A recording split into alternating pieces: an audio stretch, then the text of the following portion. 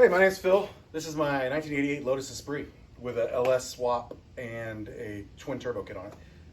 I thought I'd put together a couple quick episodes to kind of size up what I've been doing, what I've done, how I got here. Got a lot of questions about it, so I thought I'd try and put it all together so it can hopefully help somebody who is trying to do this at some point in time.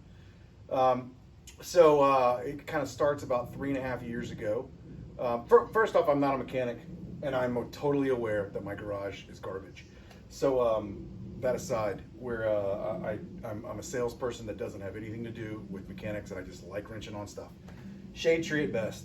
Got a lot of good friends, and so I bought this car about 3.5 years ago, $3,500 with a running 4-cylinder, the Turbo 4.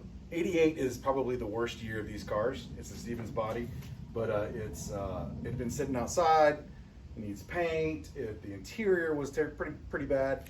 I'll insert some pictures to kind of show you what it looked like. And but the engine was running, and so I was able to decide whether I was going to go down the restoration path of that motor or the 910 turbo, and it was pretty bad. And all the way down to the transmission shaft, output shaft was clanking, slamming against the end of the crankshaft. So transmission and motor would have needed to be gone through. So I got a bright idea to put an LS in it. So I did a little bit of research, found somebody over in England, and I'll throw him in the description. He manufactured, I want to say, a kit, set of mounts that work with a set of transmission mounts that work with an LS based engine with a special spacer plate made by somebody else in England, and an Audi O1X transmission, 6-speed. So the basis for mine is a 5.3 liter truck engine that I got for $700, and an Audi O1X transaxle that I got from Lithuania for $450 shipped, and it's been working great. Ratios are a little off, but I can rebuild it, put LSD in it, and it'll be fine. It uses an RS4 clutch. So I'm kind of breezing across the top because I want to tell you a little bit more about the story. I'll get into systems in other episodes. Don't want to make this a 30-minute video.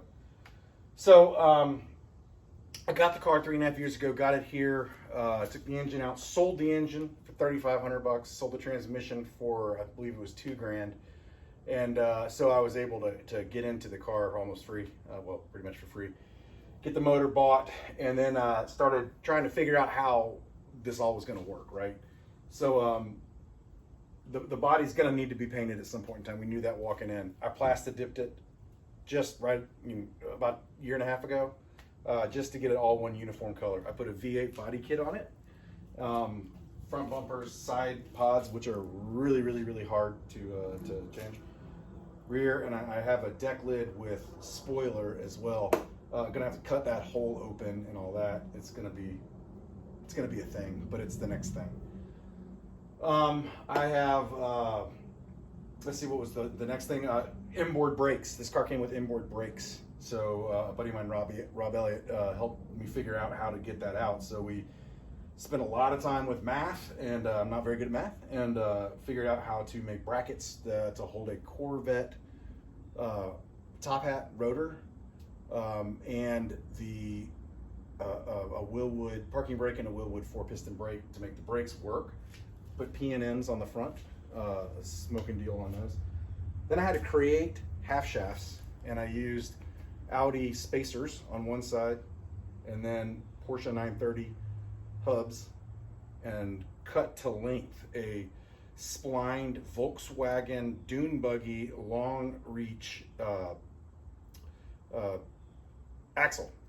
I had to create those on both sides. They seem to be working, so that's nice. I'm gonna pick you up and take you around the car here in a minute, but interior's being redone. Got some pieces back here that are coming back, and the big push right now is getting it wired, pulling all the Lucas wiring out and putting in all new wiring for headlights, tail lights, blinkers, windshield wipers, all windows, all that. I'm using Terminator X, Holley Terminator X, to make it run. I tried for 2 years to get the stock wiring harness pinned and redone, and I wish I'd have never done that, ever.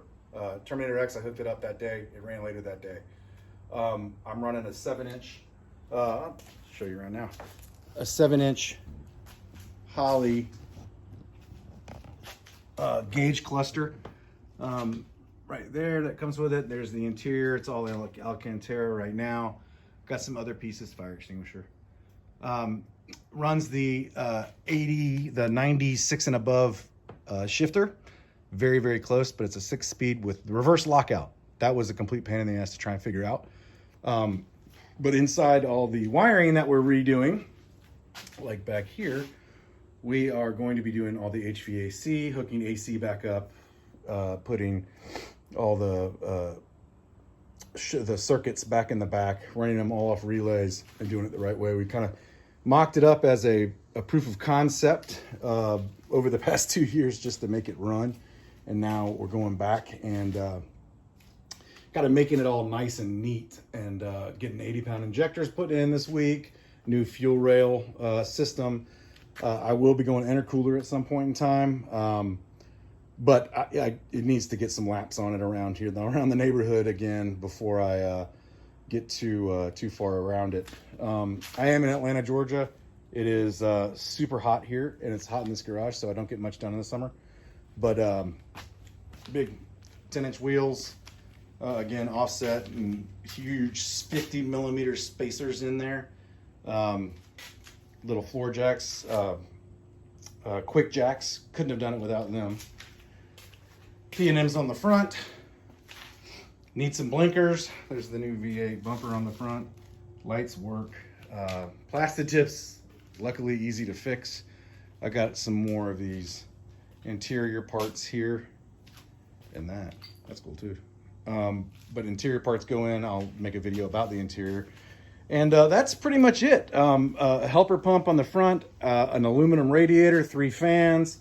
Really just, I mean, it's basic. It's a junkyard swap. It's a sloppy swap. I have not cammed the engine. This was kind of a fitter block, and I was going to put an LS3 in it. And then it runs so good that it only has 120,000 miles on it. Turbos came on sale, 62, 67s mirrored, so it kind of just like fell together. But it's the little things like having the ability to switch gears, creating that whole contraption. All the coolant wire, coolant hoses, return. I had to rebuild the tanks. Tanks have been completely rebuilt. They were almost dust when I got it. I had to rebuild that entire firewall, which is marine grade plywood, which is funny to say when you're talking firewall. The swap wasn't that difficult. I can tell you the biggest problem was the restoration. I didn't really think about that side of it. All new carpets too. Sorry, there's a lot of talking here, but I'll get a little bit more specific on the individual videos. So any questions or anything, just fire them out there. I'll try and help you. It's VS racing stuff. It's, this is a budget build. I don't do this for a living or anything. This is just a fun thing. We'll light it up next time and try and get the 2-step working. Those are not the end results of the exhaust pipes. They'll be straight right in the middle. My welder broke his knee, so we're moving on to the next thing. But I had to get an O2 sensor in there somewhere. So I know I'm all over the place, but wanted to share it with you. A lot of cool stuff going on.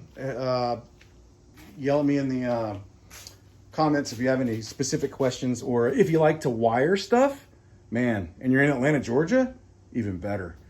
Because I absolutely hate wiring, as you can see.